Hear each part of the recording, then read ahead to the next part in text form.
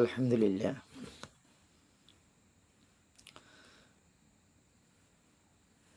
গ্রীষ্ম, বর্ষা, শরৎ, হেমন্ত, শীত ও বসন্ত। বাংলাদেশ ৬ ঋতুর দেশ। এই ৬ ঋতুর দেশে মহান আল্লাহ রাব্বুল আলামিন প্রতি ২ মাস পর পর ঋতুর পরিবর্তন ঘটান। এবারও আমাদের সামনে অবশ্যই পৌষ মাঘ যে ২ মাস প্রচণ্ড শীত। আল্লাহ তাবারক ওয়া তাআলা জনম জনম রেখেছিলেন, এবারও সেই ধারাবাহিকতা। ইনশাল্লাহ পৌষ এবং মাঘ ২ মাসে শীত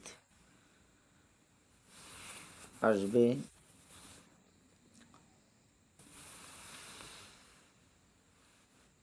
এখনো হেমন্ত কালের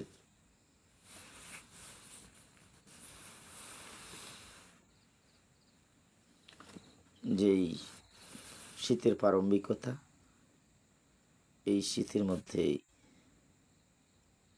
আমাদের মিরসরাই ইউনিয়নে মিরসরাই থানা, Mirsarai union, Karerhat union, Hinguli union ইত্যাদি নিয়ে যেই আমাদের সমাজের বাউন্ডারি, এখানে দেখা যায় প্রচণ্ড শীত এখন রাত্রে পড়ে।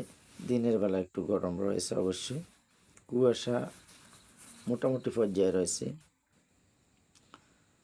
দেখা যায় একটি হাসির ছলে বলতে হয়, এবার মনে হয় যেন আল্লাহ তাবারক ওয়া তাআলা ৪৫ বস্তা শীত মনে হয় আমাদের জন্য পাঠিয়ে দিতেছেন। এর মধ্যে আমরা ২৪ বস্তার ইনশাল্লাহ আমাদের হাতে চলে আসছে। ২৪ বস্তার শীতের আমরা প্রারম্ভিকতা, মোটামুটি বস্তাগুলোর মুখ খোলা হয়েছে। আরও প্রায় এই ২৪ বস্তা ১ মাস ৩ দিন পর্যন্ত যাবে। আজকে হয়তো ২৭ তারিখ, ২৭/১১/২৪, তার ২৫ বস্তা সামনে রয়েছে। ১ মাস ৩ দিন পরে হয়তো সেই ২৫ বস্তাও আমাদের এসে যাবে। তো ৪৫ বস্তার এই শীত অবশ্যই আল্লাহ তাবারক ওয়া তাআলা আমাদের যেন এই শীতকাল এবং শীতের কঠিন অবস্থা থেকে, ভয়াবহ অবস্থা থেকে, ক্ষতিগ্রস্ত কারণ থেকে আমাদেরকে যেন রক্ষা করে।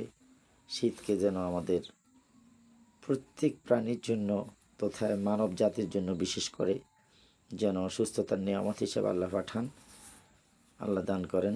কারণ শীতকালেই দেখা যায় অনেক মানুষ অন্যান্য মৌসুমে, অন্যান্য সিজনে মোটামুটি কমই মানুষ ইন্তেকাল করে না এমন নয়, তবে শীতকালে ইন্তেকাল বৃদ্ধ বৃদ্ধা বয়স্ক অনেক রকমের মানুষ রয়েছে। তারা বিশেষ করে ছোটো ছোটো শিশুরাও কষ্ট করে, অনেক সময় মারা যায়। আল্লাহ তাবারক ওয়া তাআলা যেন আমাদের এই ২৪ এবং ২৫ এই ২ সালের প্রারম্ভিকতা এবং শেষ, ২৪-এর শেষ, ২৫-এর শুরু, এই শীতকালটা যেন আল্লাহ তাবারক ওয়া তাআলা রহমত দিয়ে শীতকালের ব্যবস্থা করেন এবং রহমত নিয়েই যেন আমরা বসবাস করতে পারি, আল্লাহর থাকতে পারি সবাইকে। এই জন্য আল্লাহর কাছে দোয়া অবশ্যই প্রয়োজন আছে। অবশ্যই দোয়া করতে হবে। আল্লাহ তাবারক ওয়া তাআলা বিভিন্ন রকম আমাদেরকে দোয়া শিখিয়েছেন। এই জন্য আমরা আল্লাহ রাব্বুল আলামিনের কাছে সর্বপ্রথম শয়তানের প্ররোচনা থেকে আমরা মুক্তির জন্য আল্লাহ রাব্বুল আলামিন বলেন, আউযু বিল্লাহি মিনাশ শাইতানির রাজীম, বিসমিল্লাহির রহমানির রহিম, وقل رب أعوذ بك من همزات الشياطين। সূরা মুমিনুন 97 নম্বর আয়াত।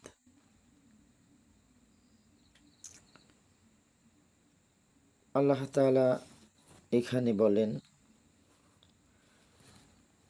হে রাসূল আপনি বলে দিন, হে আমার রব, আমি শয়তানের প্ররোচনা থেকে তোমার নিকট আশ্রয় প্রার্থনা করি।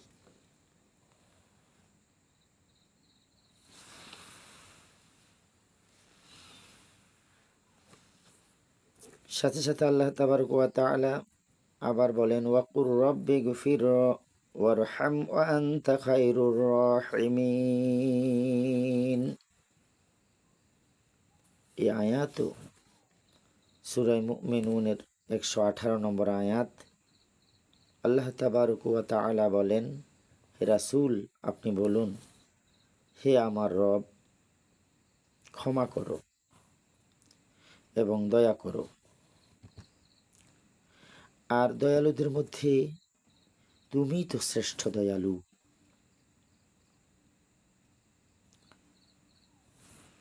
এই সুবাদে অনেকের মা অসুস্থ, বাবা অসুস্থ, মা বাবা জীবিত আছে, কারো মা বাবা জীবিত নাই। এমনি করে আমার আম্মাও অসুস্থ, আজকে দোয়া চেয়েছেন বাড়ি থেকে। পিতাও নাই, তো অনেকেরই পিতা নাই, মাতা নাই। যারা নাই তাদের জন্য একই দোয়া, যারা জীবিত আছে বার্ধক্য অবস্থায় তাদের জন্য একই দোয়া সন্তানের পক্ষ থেকে আল্লাহ রাব্বুল আলামিন শিখিয়ে দিয়েছেন। আউযু বিল্লাহি মিনাশ শাইতানির রাজীম, বিসমিল্লাহির রহমানির রহিম, ওয়াকুর রব্বিরহামহুমা কামা রব্বায়ানি সগীরা। হে রাসূল আপনি বলুন, হে আমার রব, তুমি আমার পিতামাতার প্রতি দয়া করো, যেমনিভাবেই তারা আমাকে ছোট্টকালে লালন পালন করেছেন। রাসূল আপনি বলে দেন এই দোয়াটা যেন আপনার উম্মতেরা এবং কিয়ামত পর্যন্ত যত মানুষ আসবে পিতামাতার জন্য এই দোয়াটা যেন এইভাবেই করে, ওয়াকুর রব্বিরহামহুমা কামা রব্বায়ানি সগীরা, ওয়াকুর রব্বিরহামহুমা কামা রব্বায়ানি সগীরা। আল্লাহ তাবারক ওয়া তাআলা এই শীতকালীন পরিস্থিতিকে অন্তত প্রত্যেকের জন্য, প্রত্যেক মানুষের জন্য এবং বিভিন্ন রকমের, অর্থাৎ আল্লাহর সৃষ্টি বলতে সমগ্র মানুষের জন্য যেন রহমত হিসাবেই অন্ততপক্ষে আগমন করে এবং শেষ পর্যন্ত, শেষ পন্থা পর্যন্ত, অর্থাৎ শীতকাল শেষ হওয়া পর্যন্ত যেন মানুষ শীতের এই সৌন্দর্য এবং খোদার রহমত নিয়ে শীতকে বরণ করতে পারে। আল্লাহ যেন আমাদের সেই শান্তি, শক্তি এবং তৌফিক দান করেন। সবাই আমিন। ওয়া আখির দাওয়ানা আলহামদুলিল্লাহি রাব্বিল আলামিন। আসসালামু আলাইকুম ওয়া রাহমাতুল্লাহি ওয়া বারাকাতুহু।